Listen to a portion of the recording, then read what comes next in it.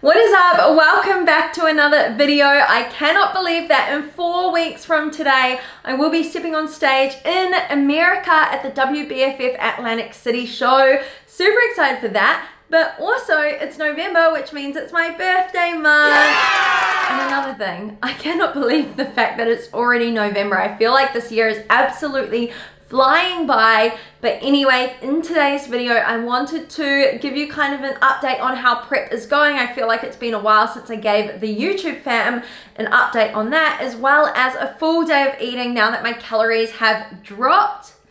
It's not a lot of food, but it's 140 grams of protein, so hopefully it gives you a little bit of meal inspiration. Let's get into how my prep is going, what my training's like, and what my nutrition is like right now. Okay, so for my training, I'm still doing 5 weighted sessions a week. However, these have changed quite a bit since the last time I kind of updated you on my training. Previously, it was 3 lower body and 2 upper body. Now it's pretty much 4 lower body, 1 sole upper body workout, and then at the end of some of my lower body workouts, I have some upper body. So it's essentially 4 leg days and 1 upper body day, which is very different for me. It definitely challenges me when it comes to recovery. So speaking of recovery, I have 2 rest days, usually a Thursday and a Sunday. On those days, I wake up, I do my posing, and I hit my steps. My steps are still at 10,000 steps each day, which I am very grateful for. I'm glad I'm not doing like crazy amounts of steps. And then when it comes to my cardio, I have increased my bikes from, instead of 4 15-minute bike rides like it was last time when I updated you, it has now increased to 4 20-minute bike rides. So only an extra 5 minutes, but to be honest, after the 4th leg day, you definitely feel that extra 5 minutes on the bike. On the training front, I am loving it. I'm feeling really good. My strength is definitely not where it was when, you know, I was eating well over 2,300 calories, but that's a-okay. I'm still challenging myself each day and doing my absolute best to hold on to as much muscle as I can. For some reason, I feel like most people will be here for the nutrition side of things, so let's talk about it. I'm a little bit torn about sharing my calories on my competition prep journey for a few different reasons. One being that obviously nutrition has to be personalized to you. I cannot stress this enough. You cannot follow what someone else is doing and expect to get the results that you want. Also for the fact that my calories and my macros are personalized to my very specific goal of getting on stage. I've said it many times before, I would happily reverse diet out of where I am right now, as opposed to continuing to get leaner and lead up to the stage. Of course, my goal is specific and I need to look a certain way to get on stage. Otherwise, honestly, I'd be happy just going up to 2,300 plus calories and having more balance and flexibility with my nutrition and getting stronger in the gym.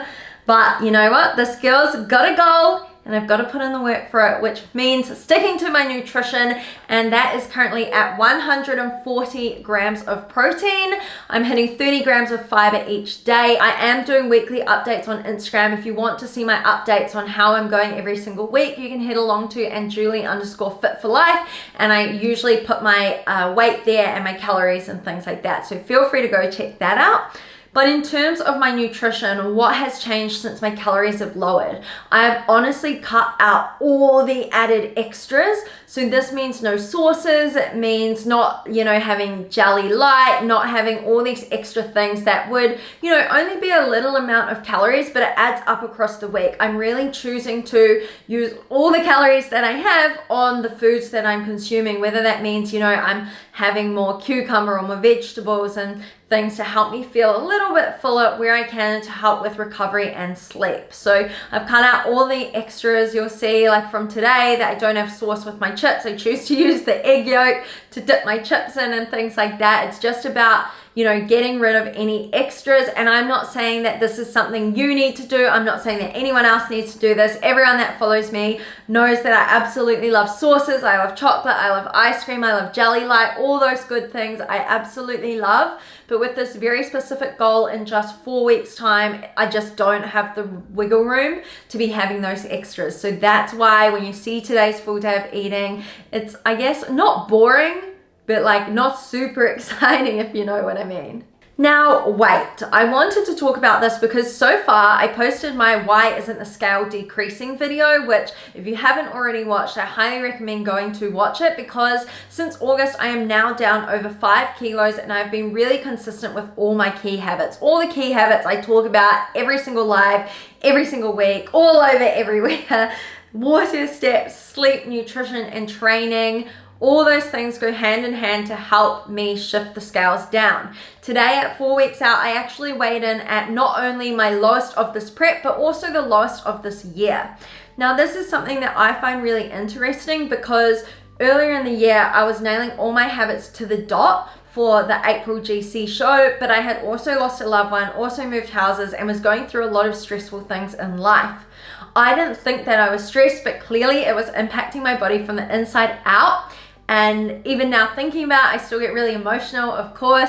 It obviously impacted me, and the week before comp, honestly, I was about 60 kilos and today I went under 59 kilos. So my goal is not necessarily to be super shredded on stage. That's not what WBFF is about. WBFF stands for World Beauty, Fitness and Fashion. It is about the whole package.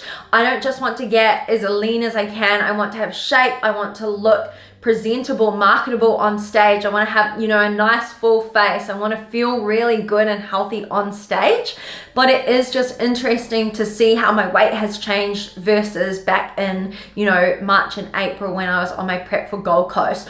I personally don't think that the package I bought to the Gold Coast stage was my best, and it's no one else's fault other than my own. I take full accountability for that, but I'm super excited for this prep because already I feel like I have bet that girl back in, March and April, and I'm so proud of myself. And, in these last few weeks, it's really about taking some time for myself to realize how far I've come on my fitness journey. Some of you have followed me since I was in university, in my, university apartment, eating like tuna and rice cakes and things like that. And so it's pretty cool to be able to share this journey with you, and I hope that you're enjoying it. I could talk all day about comp. It's literally on my mind 24/7. I absolutely love the journey. I can't wait to meet everyone backstage in Atlantic City and to just get my time up there and shine. Without further ado, let's get into my full day of eating. Okay, so like I said, I'm currently weight training 5 times a week. On the days that I weight train, I wake up at about 4:30 in the morning, and then I have my crumpets and honey. Oh, I'm loving this meal, and I'm honestly not looking forward to if I have to remove this closer to show if my calories get any lower.